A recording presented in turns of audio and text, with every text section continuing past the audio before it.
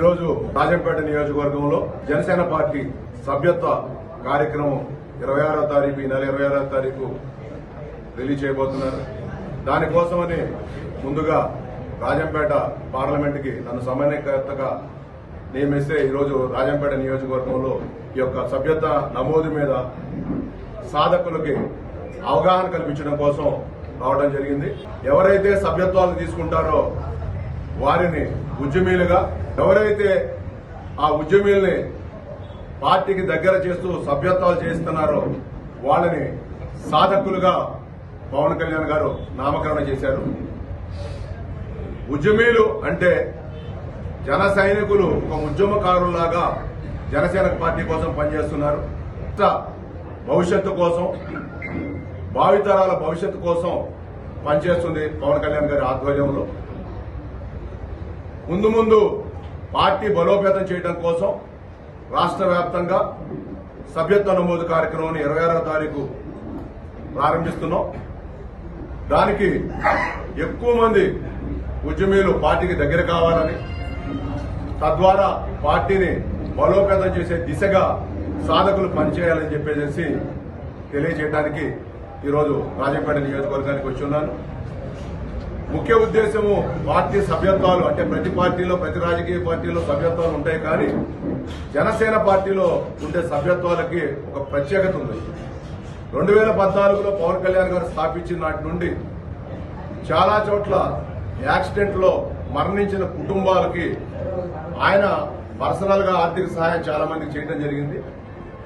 కానీ ఎక్కువ మందికి ఆ యొక్క ఆర్థిక సహాయం అందాలి, ఆ కుటుంబాలు చిన్నాభిన్నం కాకుండా ఆర్థిక ఆలంబనతో బ్రతకాలనే ఉద్దేశంతో క్రియాశీలక సభ్యత్వం అనేది 2021లో స్థాపించడం జరిగింది.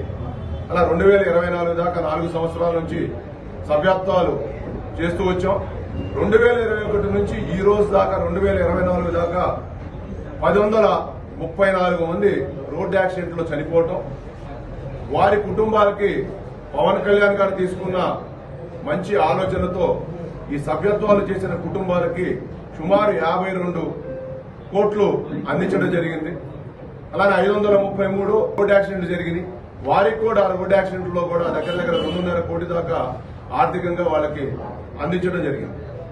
అంటే ఏ కుటుంబంలో కూడా ఒక వ్యక్తి చనిపోతే ఆ కుటుంబం ఎంత ఆర్థికంగా ఇబ్బంది పడిందనే ఆలోచన, మహోన్నతమైన ఆలోచన పవన్ కళ్యాణ్ గారికి రావడం, వారు ఎవరైతే పార్టీలో సభ్యత్వం తీసుకుంటారో వాళ్ళు ఎప్పుడు కూడా ఆనందంగా ఉండాలి. ఒకవేళ యాక్సిడెంట్స్ పాలైతే ఆ కుటుంబం ఆర్థికంగా ఉండటం కోసం ఆయన తీసుకున్న మంచి నిర్ణయం ఈ రోజు దాకా 52 కోట్లు అందించడం జరిగింది.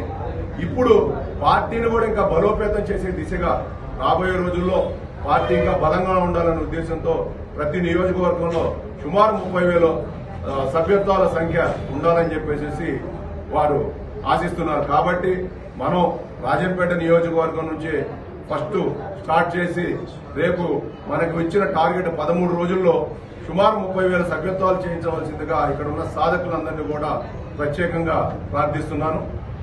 పవన్ కళ్యాణ్ గారి యొక్క మౌన్నతమైన ఆలోచనలకి మనం కూడా ఆయనకి తోడుగా నిలబడి రాబోయే రోజుల్లో భావితరాల్లో ఇంకా మంచి బాటకెళ్లాలని చెప్పి జనసేన పార్టీ వెళ్లాలని చెప్పేసి మీ అందరూ కూడా సహకరించాలని చెప్పేసి మీ అందరినీ కోరుకుంటున్నాను. జై జనసేన, జై హింద్, జై పవన్ కళ్యాణ్.